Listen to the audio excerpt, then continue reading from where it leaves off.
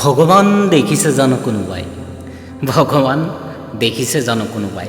মই হ'লে দেখা পাইছোঁ মোৰ ভগৱান জুবিন গাৰ্গ।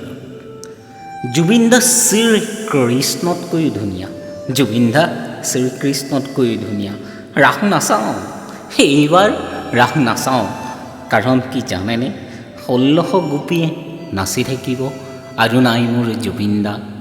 জুবিন দা আছে, শুই আছে সোণাপুৰত। আহিবা জুবিন দা সোণাপুৰলৈ।